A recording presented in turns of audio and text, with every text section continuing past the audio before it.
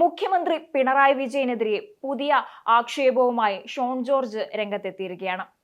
Lavalin കേസിൽ crime Nandakumar നൽകിയ പരാതിയിൽ മുഖ്യമന്ത്രി പിണറായി വിജയന് ക്ലീൻ ചീറ്റ് നൽകിയ additional income tax director general മുഖ്യമന്ത്രിയുടെ പേഴ്സണൽ സ്റ്റാഫ് അംഗമാണെന്ന് BJP നേതാവ് ഷോൺ ജോർജ് ആരോപിക്കുകയുണ്ടായി.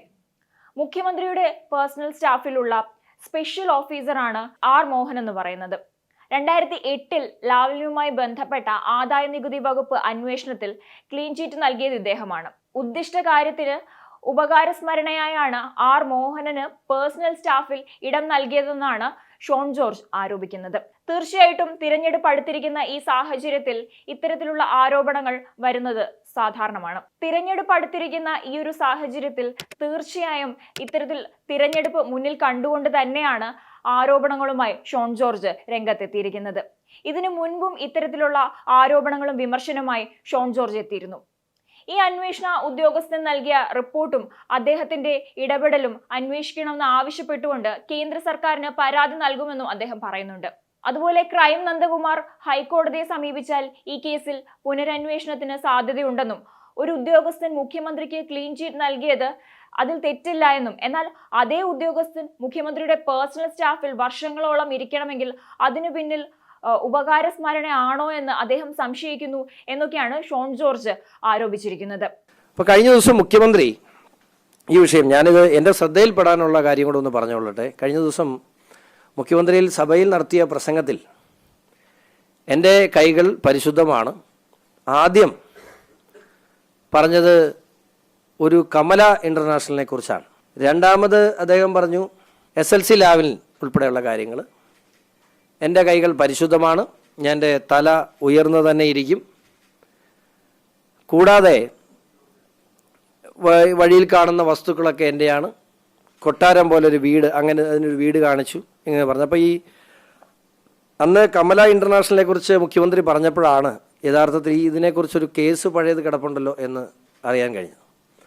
അങ്ങനെ ആ കേസിൻ്റെ ഫയലെടുക്കുകയും എൻ്റെ ഡോക്യുമെൻസിലൂടെ പോവുകയും എൻ്റെ എക്സ്പെർട്സ് ഉൾപ്പെടെയുള്ള ഇത് അതിൻ്റെ എക്സ്പെർട്ടാണ്, ഡോക്യുമെൻസിലൂടെ പോവുകയും ചെയ്തപ്പോഴാണ് ഈ ഒരു കാര്യം ശ്രദ്ധയിൽപ്പെട്ടിട്ടുള്ളത്.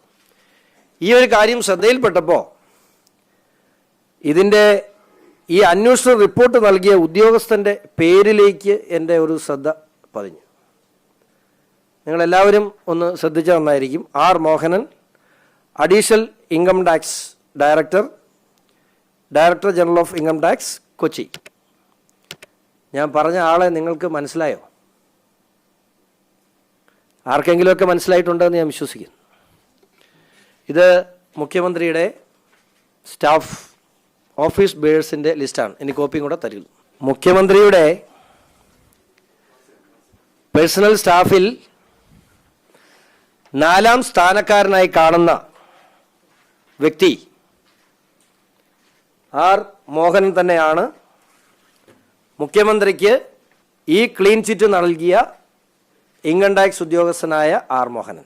ഒരു ഉദ്യോഗസ്ഥൻ മുഖ്യമന്ത്രിക്ക് ക്ലീൻ ചിറ്റ് കൊടുക്കുന്നതിൽ തെറ്റില്ല. പക്ഷേ അതേ ഉദ്യോഗസ്ഥൻ മുഖ്യമന്ത്രിയുടെ പേഴ്സണൽ സ്റ്റാഫിലേക്ക് വർഷങ്ങളായി, 1-2 അല്ല, വർഷങ്ങളായി അദ്ദേഹം മുഖ്യമന്ത്രിയുടെ പേഴ്സണൽ സ്റ്റാഫിൽ ഇരിക്കണമെങ്കിൽ അതിൻ്റെ പുറകിൽ കൃത്യമായ ഉദ്ദിഷ്ട കാര്യത്തിനുള്ള ഉപകാരസ്മരണയാണ് എന്ന് ഞാൻ സംശയിക്കുന്നു.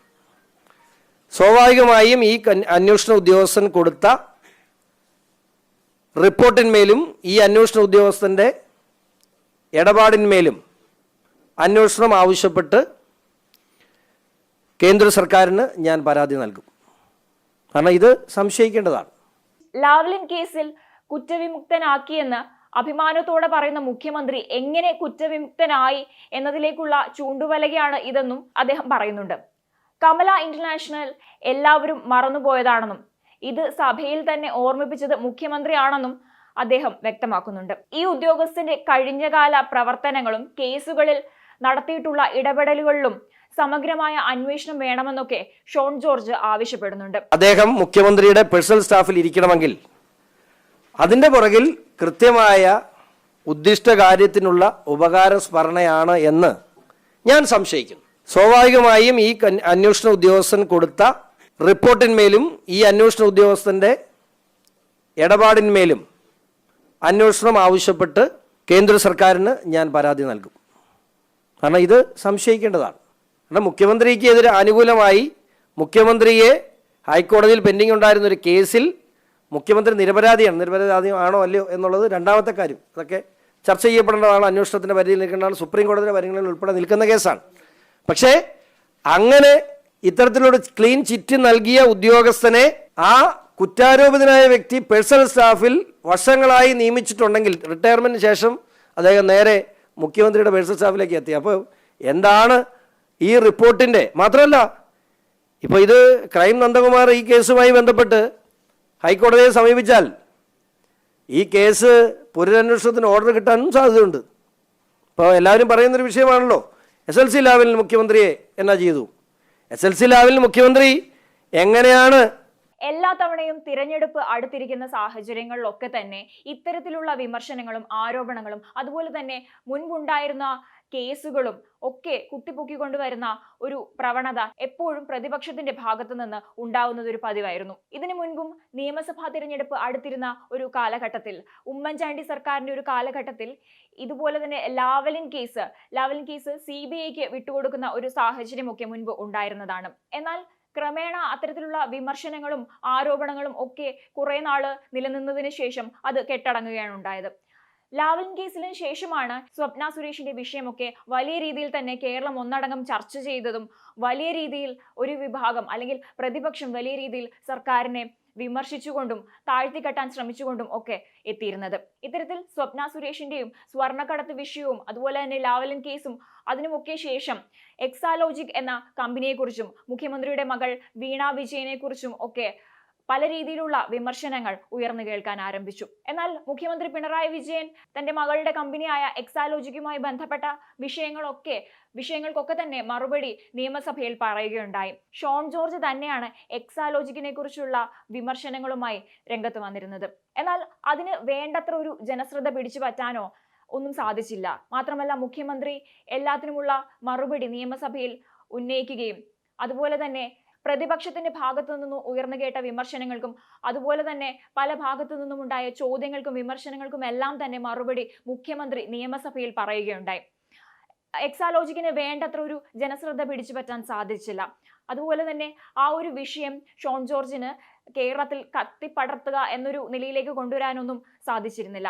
അതിനുശേഷം വീണ്ടും ഈ ഒരു ലാവലിൻ കേസുമായി ബന്ധപ്പെട്ട വിഷയം വീണ്ടും ചർച്ച ചെയ്യാൻ വേണ്ടി ഷോൺ ജോർജ് വീണ്ടും ആ വിഷയം കുത്തിപ്പൊക്കിയിരിക്കുകയാണ്. വർഷങ്ങളായി പൊതുവെ കണ്ടുവരുന്നൊരു പ്രവണത എന്ന് പറയുന്നത് UDFന്റെ ഭാഗത്തു നിന്ന് ഇത്തരത്തിലുള്ള വിമർശനങ്ങളും ആരോപണങ്ങളും അതുപോലെ തന്നെ പഴയ കേസുകളും ഒക്കെ കുത്തിപ്പൊക്കുന്ന ഒരു സാഹചര്യമാണ് മുൻപൊക്കെ കണ്ടുവന്നിരുന്നത്. എന്നാൽ ഇപ്പോൾ UDFന്റെ ആ ഒരു രീതി ഇപ്പോൾ BJP ഏറ്റെടുത്തിരിക്കുകയാണ്.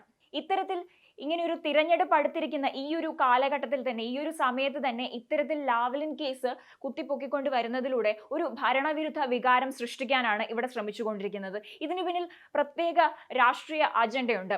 എന്നാൽ BJPയുടെ അജണ്ട പ്രകാരം ലാവലിൻ കേസ് അത്തരത്തിൽ വലിയ രീതിയിൽ ഒരു ചർച്ചാ വിഷയമാക്കാനോ അല്ലെങ്കിൽ ഒരു ഭരണവിരുദ്ധ വികാരം സൃഷ്ടിക്കാനോ സാധിക്കില്ല എന്ന് തന്നെയാണ് തോന്നുന്നത്. മാത്രമല്ല ഇപ്പോൾ കടമെടുപ്പ് പരിധിയുമായി ബന്ധപ്പെട്ട് സുപ്രീം കോടതി കേരളവും കേന്ദ്രവും തമ്മിൽ ചർച്ച നടത്തണം എന്ന് പറഞ്ഞിരിക്കുകയാണ്. ഈ ഒരു സാഹചര്യത്തിൽ ഇത്തരത്തിൽ കേന്ദ്രവും കേരളവും ചർച്ച നടത്തി അതിൽ കേന്ദ്രം കേരളത്തിന് അനുകൂലമായൊരു നിലപാടാണ് സ്വീകരിക്കുന്നതെങ്കിൽ പിന്നീട് ഈ പറഞ്ഞ വിഷയങ്ങളൊക്കെ തന്നെ മുൻപുണ്ടായ ആരോപണങ്ങളും വിമർശനങ്ങളും അതൊക്കെ തന്നെ സർക്കാരിന് അനുകൂലമായി തീരുകയായിരിക്കും ചെയ്യുക. അതുകൊണ്ട് തന്നെ BJPയുടെ അജണ്ട പ്രകാരം ഇത്തരത്തിലൊരു ഭരണവിരുദ്ധ വികാരമൊന്നും കേരളത്തിൽ സൃഷ്ടിക്കാൻ സാധിക്കില്ല എന്ന് ഉറപ്പിച്ചു പറയാൻ സാധിക്കും.